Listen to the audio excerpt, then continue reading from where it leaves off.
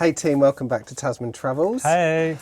Today we are finally installing something that we've been wanting and, well, needing for a long time. We have, yes. So we've teamed up with Polaris GPS in Australia and they've sent us a rear view mirror dash cam to review and use. Yeah, so for the amount of driving we do and towing across the country, this is really something we should have had fitted a long time ago. And to be honest, we see some real crazy things out there, don't we? We do. Everybody should have a dash cam fitted or something. So we did a lot of research and these cameras are really good if you can't see out of your rear view mirror like us, or if you're in a motorhome and it's quite hard to see out your back. This just goes over your existing rear view mirror, or you can replace it, and it's got a front and a rear dash. I'm going to try and install it myself, fingers crossed. You never know with these Fords how they're wired and stuff. If not, we'll take it somewhere and get it done. Yeah, let's get into it. If you're new here, we're Tom and George, and we travel New Zealand full-time towing our Australis caravan. Thanks for being here. Give us a like and hit that subscribe button. First of all, I thought I'd show you the features and what it actually looks like installed. This kit has dual recording capabilities, the front and the rear, for complete coverage in any situation. Both the front and the back record in 1080p high definition. We've been using it for a few weeks and it's definitely really clear. You can access the recordings via a micro SD card, and there's also an app. As this unit's got Wi-Fi, you can just download the app. Just download things straight to your phone. It's pretty useful. So yeah, like I said, most of the time we're using this just to have a continuous live feed of the back because we can't see what's out the back. You can, if you don't want to use it, you can just turn the unit off and it just functions as a mirror. So here it is, fully installed.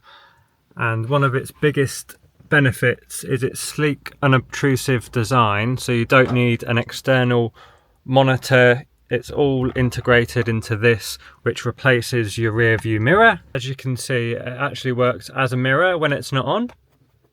And then when you turn the ignition on, it pops into life. The welcome screen comes up. Then it's straight to the rear camera. This is a 9.66 touch LCD screen, ultra high brightness. And as you can see, if you just touch it, you can scroll through the different display modes. So on this side, you've got your back. This side, you've got your front dash cam. You click it again, it's reversed it. So you've got your back dash cam and your front dash cam. Click it again. Then you've got your front dash cam. So just what you can see here. But most of the time, you'll just be on the rear. And as you can see, it's recording and it records in loops of 1 minute intervals, and you can change that. And just in the corner here, it tells you which way you're facing. It's got a compass and it tells you your speed as well because of the GPS. It shows you the time and the date up here. There's a few extra buttons at the bottom so you can take a picture. There's even audio recording so you can hear yourself in all the recordings, which is pretty cool. Then you've got the settings button. And there's loads of different settings. A really cool feature is Sentinel mode. So if you have this turned on, say for 4 hours, each time that you turn the engine off, it will record sort of in low power mode for 4 hours. So if anything happens whilst you parked your car, or if you park somewhere dodgy, I'll probably turn that to 4 or 12 hours. Like I say, it does have the low power voltage disconnect. Yeah, this camera bit on the side just pops in and out. We've got it out because of this huge center console which sort of partially blocks the view, so that's a great idea to put that on there. But yeah, very easy to use. And if we go back to the main screen, one thing I really like about this, if you want to pan up or pan down, you literally just scroll like that on the side, because this only shows a portion of what your camera is recording. So we normally have it quite high at the top there so you can see more of the actual view. But if you want to see more of the reversing camera side down to the bottom, then you can do that as well. And the same with the front camera. It's pretty cool. And then obviously this whole thing can just swivel wherever you want it to. Yeah, very happy with it.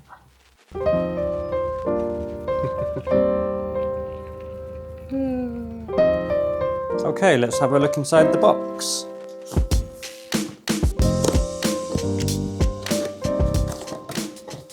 So we've got a thank you for purchasing, and this is to download the app as well. comes with a micro SD card, 64 gigabytes. It's pretty cool.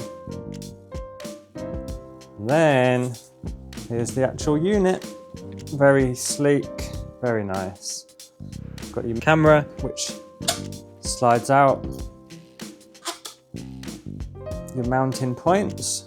We've got in here the genuine accessories. This is your mounting bracket if you decide to mount it, or you can just strap it to your existing rear view mirror as well.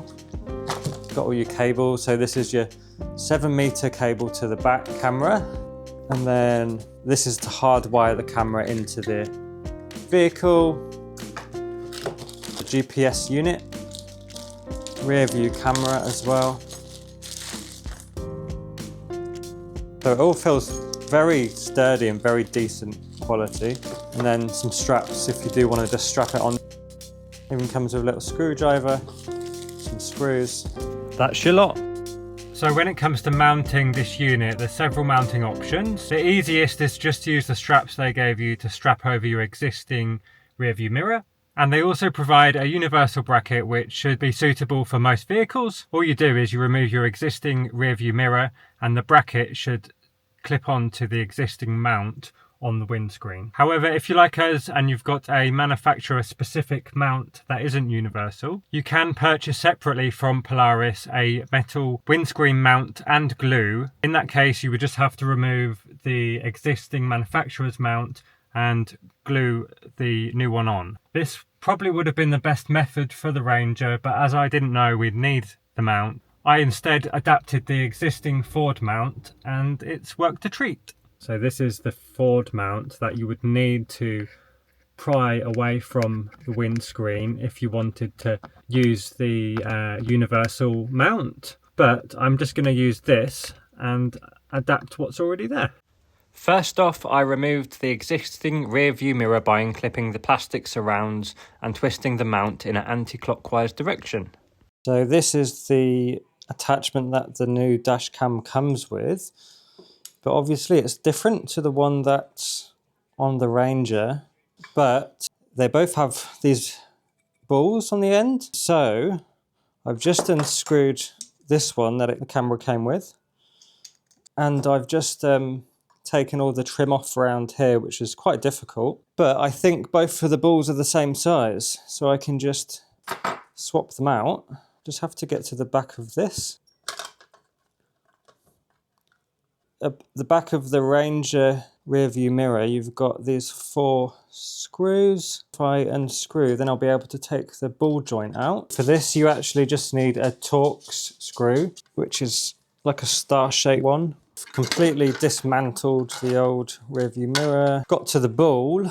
All I need to do is cut this wire, and then almost certain they're the same size. I've got the ball free from the Ford Ranger.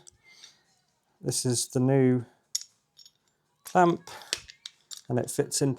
As you can see, it's actually a bit too loose, so not the exact fit. So this just needs to go onto the back of here, but yeah, it needs to be more solid than that. So we'll have to go back to the drawing board. When you take the ball off the Ranger, it's tightened in with this. I'm going to use it on the dashcam one, and then you just push it in and it just tightens the whole thing. Now we've managed to tighten that on. It's nice and secure. Just needs screwing into the back of here. Job's a good one. Okay, so I've put the Ford Ranger mount on the dash cam. It took me longer than I thought, but yeah, should work well. Which way does it go up? That way, I guess. How does this go on? What the f***? F*** my life. Oh, you twist it back on, because I twisted it to get off. There we go. It just twists back on, obviously. I'm just gonna put this GPS unit in here. It comes with sticky tape on the back, so it can just stick on there. So it's out of the way, just behind all this. So the next bit in the package is this cable that runs from the dash cam. I'm gonna have to thread it along here down into the fuse box. And just feed this nice and easy above here. What a joke. Yeah, the fuse box isn't on that side, it's on this side. Just got to prise this open and I'll have to run the cables, obviously, the right way. So you can just take this seal off and it's easy to get back on. So I can just feed the cable through this gap, hopefully. Okay, so the next bit is figuring out where to put the fuses. Definitely check your Ranger handbook, which I'll show you where I've decided in a minute.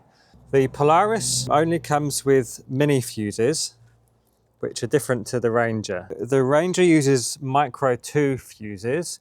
So what I've done is just gone out and bought a couple of micro 2 fuse taps. And I'll just have to cut the ends of these and change them over to the micro ones, which is actually quite easy to do once you know how. I've just got some micro fuses. Ideally, all you need is a crimping tool, which are dirt cheap.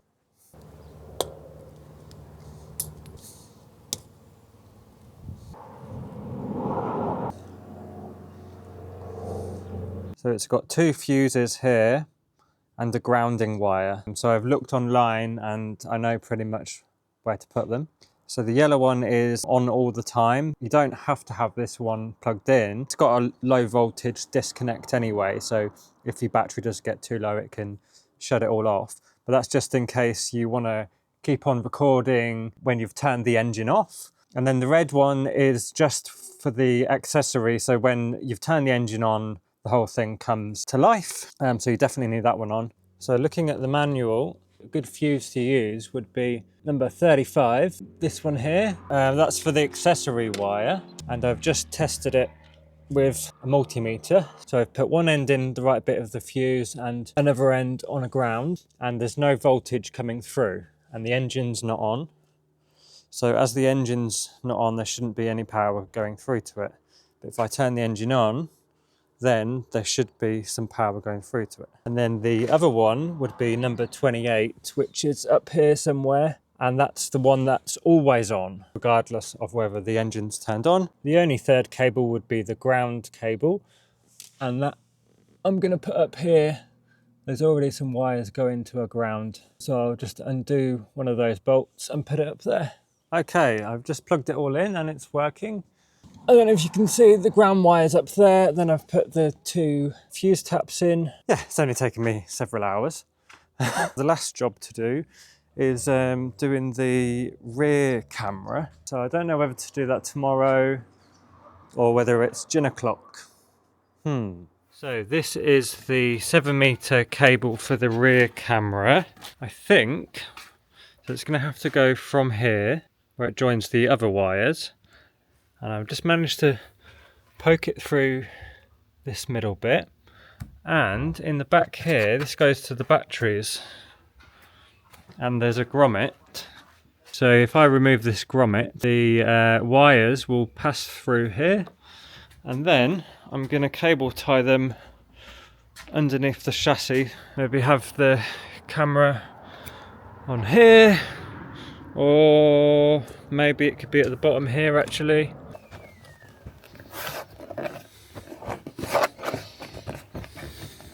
So it turns out the grommet in the engine is too hard to pass through there. So I just YouTubed. There's actually a tiny little grommet. It's just down here. You won't be able to see it. The passenger side right at the back of the seats, right in the corner at the bottom. There's a small little hole. So I'm just running this cable underneath this side. So it will come out here. And then I guess I'll just do it underneath.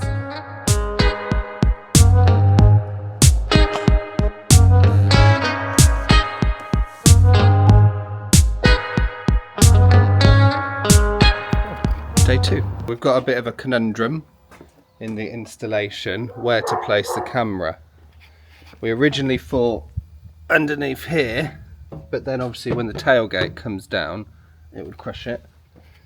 And now we're thinking up on the roof. In the middle bit. In the middle bit, which seems perfect. But Tommy doesn't want to drill into the canopy. I think I might have to. That's okay. You need to go to Mitre 10 then. So we've decided to screw it in properly, and I found a hole in the back of the canopy. Comes out of a grommet down here, and then I've just put it in, like there's a little hole down there, just fed it through, and I'll make it come up through here, maybe with some cable ties, and then drill right in the middle here for the cable, and then screw it in. All I'll need to do is make sure it's waterproof with some silicone, and then job's a good one. Drilled like a fairly big hole to put this cable through at the back, and then 2 small pilot holes keep the camera in place. Pretty good. So I've just nipped to Mitre 10, and we've bought some windscreen sealant, and that'll just be for sealing up those holes so no water gets in, and then after that we're all done.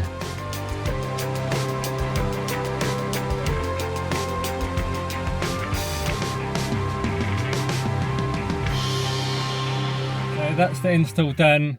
Took me about a day and a half, but it was definitely worth it. Lots of figuring out what to do, but hopefully it's now easier for you guys. Yeah, so we've been using it now for what, 2 weeks ish, and it's definitely a bit of a game changer, especially when you haven't been able to see out the back of your ute for ages. So yeah, really easy to use, not distracting, very, very clear. Love the fact that you can't see any wires or anything, so you don't really know it's there. You don't know. Even at night, it still picks up loads of light, so really easy to use and see. Yeah, really recommend getting one fitted. definitely. Really cool. So yeah, well, thanks for watching, guys, and we'll see you next time.